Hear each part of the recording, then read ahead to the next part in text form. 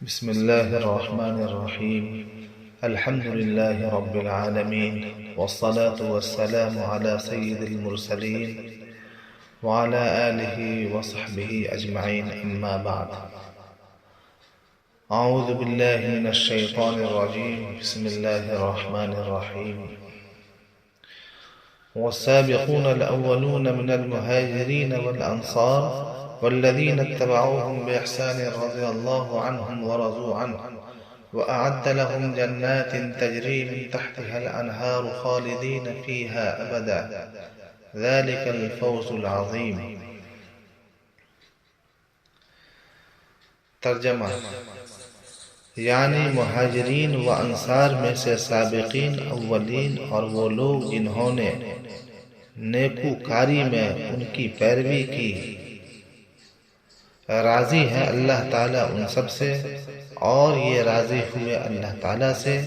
اور اللہ تعالیٰ نے ان کے لیے بہشتی باغ تیار کیے ہیں کہ ان کے نیچے نہریں بہتی ہیں، ہمیشہ رہیں گے وہ ان میں، یہ سب سے بڑی کامیابی ہے۔ سامعین کرام، آج کی گفتگو کا موضوع نہایت اہم ہے، اس لیے غور سے سماعت فرمائیے۔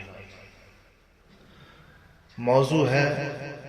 صحابہ کرام رضی اللہ تعالی عنہم اجمعین سب کے سب جنتی تھے، جو ان کی تعظیم نہ کرے وہ رسول پر ایمان لانے والوں میں شمار نہ ہوگا۔ حضرت مجدد الفسانی رحمۃ اللہ علیہ اپنے ایک مکتوب نمبر 96 میں، جو خواجہ ابو الحسن بدخشی الکشمی کے نام آپ نے ارسال فرمایا تھا، اس میں صحابہ کرام رضی اللہ عنہم اجمعین پر تنقید و شک کرنے والے حضرات پر مدلل و مکمل رد کرتے ہوئے تحریر فرمایا ہے کہ اللہ تعالیٰ تم کو رشد و ہدایت عطا کرے اور صراط مستقیم پر چلائے۔ اچھی طرح سمجھ لو کہ اس قسم کے شبہات ایک جماعت کے لوگ حضرات خلفائے ثلاثہ پر اور صحابہ کرام رضی اللہ عنہم پر وارد کیا کرتے ہیں، اور ان تشکیکات کے ذریعے ان اکابر ملت کو مجروح کرنا چاہتے ہیں۔ کاش یہ لوگ انصاف پر آ جائیں اور صحبت خیر البشر علیہ السلام والتسلیم کو مد نظر رکھتے ہوئے یہ ذہن نشی کر لیں کہ صحابہ کرام کے نفوس صحبت خیر البشر صلی اللہ علیہ وسلم میں رہ کر ہوا و ہوس سے پاک اور ان کے سینے عداوت و کینہ سے صاف ہو گئے تھے، اور یہ بھی جان لیں کہ یہ صحابہ وہ اکابر دین اور پیشوایان اسلام ہیں جنہوں نے اپنی طاقتوں کو کلمہ اسلام کے بلند کرنے میں اور آن حضرت صلی اللہ علیہ وسلم کی نصرت میں اور اپنے اموال کو بھی اسی مقصد کے پیش نظر رات دن خفیہ اور علانیہ صرف کیا۔ انہوں نے محبت رسول صلی اللہ علیہ وسلم کی خاطر اپنے قبیلوں کو، اپنی اولاد و ازواج کو، اپنے وطنوں کو اور مکانوں کو، اپنے چشموں اور کھیتوں کو، اپنے باغات اور نہروں کو چھوڑا ہے۔ انہوں نے آن حضرت صلی اللہ علیہ وسلم کی ذات مبارک کو اپنے نفوس پر، اپنے نفسوں پر ترجیح دی۔ انہوں نے اپنی ذات اور اپنی ذریات و اموال کی محبت کے مقابلے میں محبت رسول صلی اللہ علیہ وسلم کو اختیار کیا۔ یہی وہ صحابہ ہیں جن کے سامنے وحی آتی تھی، جنہوں نے معجزات اپنی آنکھوں سے دیکھے، یہاں تک کہ ان کا غیب حضوری بن گیا اور ان کا علم مشاہدہ ہو گیا۔ یہی وہ حضرات ہیں جن کی تعریف قرآن مجید میں اللہ تعالیٰ نے فرمائی ہے، چنانچہ ایک جگہ فرمایا ہے رضی اللہ عنہم ورضوا عنہ، یعنی اللہ ان سے راضی ہو گیا، یہ اللہ سے راضی ہو گئے۔ دوسری جگہ توریت و انجیل کا حوالہ دے کر فرمایا مثلہم فی التوراۃ ومثلہم فی الانجیل، جبکہ تمام اصحاب اکرام ان فضیلتوں میں شریک ہیں، تو پھر سمجھنا چاہیے کہ کیا مقام ہے خلفائے راشدین کا جو اکابر صحابہ میں سے ہیں۔ عمر فاروق رضی اللہ تعالیٰ عنہ وہی عمر فاروق ہے جن کے بارے میں اللہ تعالیٰ نے اپنے رسول سے فرمایا یا ایھا النبی حسبک اللہ ومن اتبعک من المؤمنین، اے نبی آپ کے لیے اللہ کافی ہے اور مومنین میں سے وہ بھی جنہوں نے آپ کی اتباع کی۔ حضرت عبداللہ ابن عباس رضی اللہ تعالیٰ عنہ نے فرمایا ہے کہ اس آیت کریمہ کا سبب نزول حضرت فاروق اعظم کا اسلام ہے۔ نظر انصاف حاصل ہو اور شرف صحبت خیر البشر صلی اللہ علیہ وسلم کا اقرار کر کے ان تمام فضائل و درجات کو جو صحابہ اکرام رضی اللہ عنہ اجمعین کے تھے جان لیا جائے تو اس قسم کے شبہات کو خود معترضین مغالطہ و ملمہ کاری تصور کریں گے اور قابل اعتبار نہ سمجھیں گے، چاہے وہ غلطی کے اصل مادے کی تشخیص و تعین نہ کر سکیں، مگر اس قدر ضرور جان لیں گے کہ ان شبہات کی کوئی حقیقت اور ان میں کوئی افادیت نہیں ہے، بلکہ یہ شبہات ضروریات اسلامیہ سے ٹکراتے ہیں اور کتاب و حدیث کے روح سے مردود ہیں۔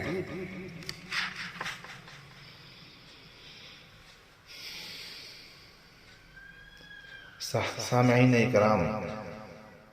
حضرت فاروق رضی اللہ تعالیٰ عنہ بلکہ خلفائے ثلاثہ رضی اللہ عنہم اجمعین کو کتاب و سنت کی روح سے جنت کی بشارت مل چکی ہے، اور ان کے حق میں جنت کی بشارت والی احادیث اپنے راویوں کی کثرت کی بنا پر کہا جا سکتا ہے کہ حد شہرت اور حد تواتر معنوی کو پہنچ گئی ہے۔ ان کا انکار کرنا جہالت کی وجہ سے ہو سکتا ہے یا دشمنی کے سبب سے۔ اگر بعض مخالف فرقوں کی کتب احادیث میں ان بشارات کا ذکر نہ کیا گیا ہو تو اس کا کوئی اثر ان کے ثبوت پر نہیں پڑتا۔ کسی کتاب میں عدم روایت سے عدم بشارت لازم نہیں آتی۔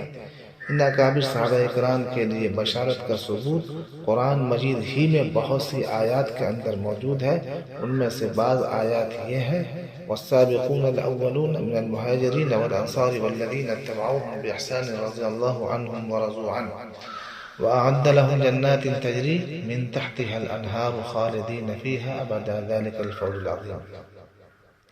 یعنی مہاجرین و انصار میں سے سابقین اولین اور وہ لوگ جنہوں نے نیکوکاری میں ان کی پیروی کی، راضی ہے اللہ تعالیٰ ان سب سے اور یہ راضی ہوئے اللہ تعالیٰ سے، اور اللہ تعالیٰ نے ان کے لیے بہشتی باغ تیار کیے ہیں کہ ان کے نیچے نہریں بہتی ہیں، ہمیشہ رہیں گے وہ ان میں، یہ ہے بڑی کامیابی۔ دوسری جگہ اللہ تعالیٰ فرماتا ہے لا يستوي منكم من انفق من قبل الفتح وقاتل اولئك اعظم درجة من الذين انفقوا من بعد وقاتلوا وكلا وعد الله الحسنى، یعنی برابر نہیں تم میں سے وہ لوگ جنہوں نے دین کی راہ میں فتح مکہ سے پہلے خرچ کیا اور قتال کیا، یہ لوگ ان لوگوں سے مرتبہ میں بہت بڑے ہیں جنہوں نے بعد فتح مکہ خرچ اور قتال کیا،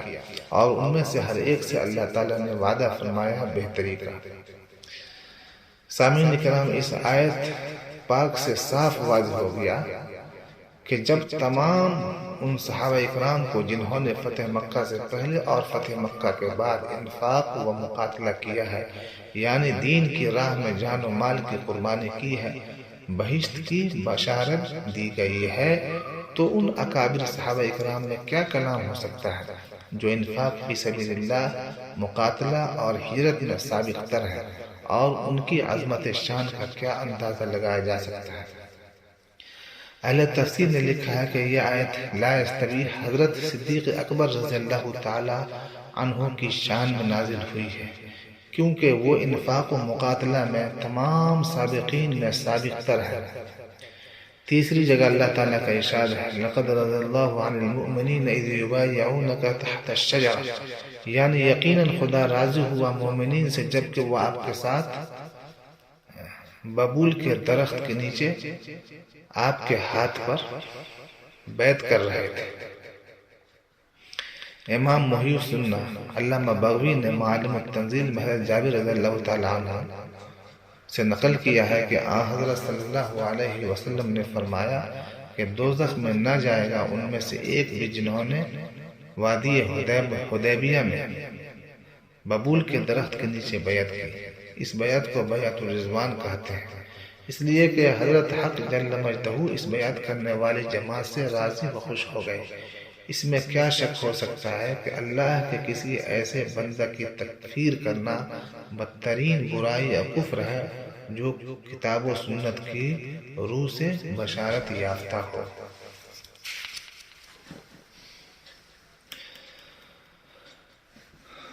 اس لیے میں تمام سامعین اکرام اور پورے عالم کے مسلمانوں سے خیرخواہانہ اور مؤدبانہ درخواست کرتا ہوں کہ حضرت مجدد الفسانی رحمۃ اللہ علیہ کی نصیحت پر عمل کریں۔ دیکھیے حضرت مجدد رحمۃ اللہ علیہ آگے کیا لکھتے ہیں، فرماتے ہیں صحبت آن حضرت صلی اللہ علیہ وسلم اور اصحاب آن حضرت صلی اللہ علیہ وسلم سے حسن ظن رکھنا ضروری ہے، اور یہ جاننا بھی ضروری ہے کہ بہترین زمانہ زمانہ سرور کائنات ہے، اور آپ کے اصحاب انبیاء کے بعد بہترین اولاد آدم تھے، اور اس کے نتیجے میں یہ یقین کرنا بھی لازم ہے کہ بہترین زمانے میں بہترین بنی آدم آن حضرت صلی اللہ علیہ وسلم کی رحلت کے بعد ہرگز امر باطل پر اجتماع و اتفاق نہ کریں گے، اور ایسے لوگوں کو ہرگز جانشین پیغمبر نہ بنائیں گے جو نعوذ باللہ کافر یا فاسق ہوں۔ اور یہ جو ہم نے کہا کہ اصحاب کرام بہترین اولاد آدم تھے، اس بنا پر کہ یہ امت نص قرآنی کی روح سے خیر الامم ہے، اور اس امت کے بہترین افراد یہ صحابہ ہیں۔ کوئی ولی کسی صحابی کے مرتبے کو نہیں پہنچ سکتا۔ جب حسن ظن جو کہ مقدمہ محبت ہے صحبت آن سرور صلی اللہ علیہ وسلم اور اصحاب آن سرور صلی اللہ علیہ وسلم سے حاصل ہو گیا، تو اس قسم کے اعتراضات کی مزاحمت سے نجات میسر ہو گئی، اور ان اعتراضوں کا ظاہری طور پر باطل ہونا ظاہر ہو گیا۔ اور اگر نعوذ باللہ حسن ظن صحبت خیر البشر اور اصحاب خیر البشر سے حاصل نہ ہوا اور بدگمانی کی نوبت آئی، تو یہ بدگمانی صحابہ سے آگے بڑھے گی اور خود رسول اکرم صلی اللہ علیہ وسلم سے بدگمانی ہوگی، بلکہ مولا حقیقی تک بدگمانی کا سلسلہ پہنچے گا۔ اس بات کی خرابی کو خوب سمجھ لیا جائے، جس نے توقیر اصحاب کرام نہیں کی وہ گویا رسول ہی پر ایمان نہ لایا۔ حضرت فرما رہے ہیں جس نے صحابہ کرام کی تعظیم نہیں کی وہ گویا رسول ہی پر ایمان نہ لایا۔ آن حضرت صلی اللہ علیہ وسلم نے اپنے صحابہ رضی اللہ تعالیٰ عنہ اجمعین کی شان میں یوں فرمایا ہے کہ جس نے ان سے محبت کی اس نے میری محبت کی وجہ سے ان سے محبت کی، اور جس نے ان سے بغض رکھا اس نے مجھ سے بغض رکھنے کی وجہ سے بغض رکھا۔ پس محبت رسول کے لیے محبت صحابہ لازم ہے، اور بغض اصحاب مستلزم ہے بغض نبی کو، اور بغض اصحاب مستلزم بغض نبی ہے۔ کاش حضرت فرماتے ہیں کاش میں سمجھ سکتا کہ اکابر دین اور پیشوایان اسلام کو برا کہنے پر ان لوگوں کو کس چیز نے آمادہ کیا، حالانکہ کسی فاسق و کافر کو بھی سب و شتم کرنا شریعت میں عبادت، کرامت، فضیلت اور نجات کا ذریعہ نہیں شمار کیا گیا، پھر ہادیان دین اور حامیان اسلام پر سب و تان کیسے عبادت و کرامت بن جائے گا۔ قرآن مجید میں اصحاب پیغمبر صلی اللہ علیہ وسلم کی صفت بیان کی گئی ہے، رحماء بینہم، آپس میں رحم دل ہے۔ بس ان بزرگوں کے بارے میں یہ گمان کرنا کہ آپس میں عداوت و کینہ رکھتے تھے، نص قرآنی کے خلاف ہے۔ ان بزرگوں کے اندر خواہ مخواہ عداوت و کینہ ثابت کرنا طرفین کے لیے باعث طعن اور قابل اعتراض ہے۔ دونوں گروہوں سے اعتماد و عقیدت کا تعلق ختم ہو جاتا ہے اور اس سے اصحاب کرام کے ہر دو فریق مطعون ہو جائیں گے، نعوذ باللہ من ذالک۔ نیز اس طریقے سے انبیاء کرام علیہ السلام کے بعد جو بہترین اولاد آدم ہے وہ بدترین مردم قرار پا جائیں گے اور بہترین زمانہ بدترین زمانہ قرار پائے گا۔ یہ حضرت علی کی کون سی بزرگی ہوگی کہ خلفائے ثلاثہ ان سے عداوت کرنے والے بتائے جائیں اور خود ان کو پوشیدہ قلبی عداوت رکھنے والا ظاہر کیا جائے۔ یہ تو طرفین پر طعن ہوا۔ یہ حضرات کیوں نہ باہم شیر و شکر اور ایک دوسرے پر جان فدا کرنے والے قرار دیے جائیں۔ امر خلافت ان بزرگوں کے نزدیک مرغوب و مطبوع نہیں تھا کہ سبب عداوت و کینہ ہو جاتا ہے۔ ربنا اغفر لنا ولإخواننا الذين سبقونا بالإيمان ولا تجعل في قلوبنا غلا للذين آمنوا ربنا إنك رؤوف رحيم، والصلاة والسلام على سيد الأنام وعلى آله وأصحابه الكرام إلى يوم القيامة۔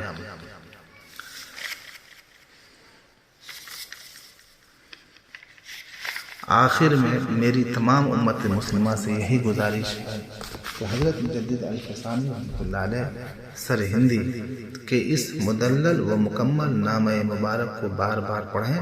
اور دل کو خلفائے راشدین اور جملہ صحابہ کرام کی عظمت و محبت اور اعتماد و یقین کے لیے نہ صرف تیار کر لیں بلکہ اپنے دلوں کو ان کے لیے پاک صاف رکھیں، جیسا کہ میں نے مضمون آپ کو سنا دیا۔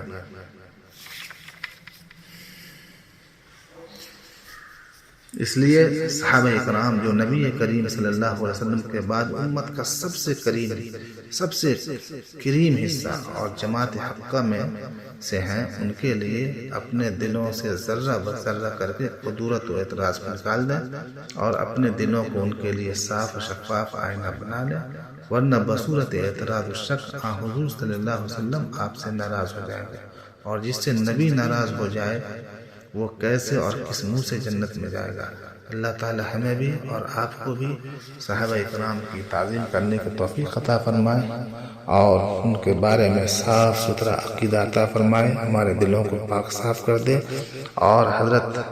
مجدد الفسانی رحمۃ اللہ علیہ کے اس نامہ مبارک پر عمل کرنے کی توفیق عطا فرمائے۔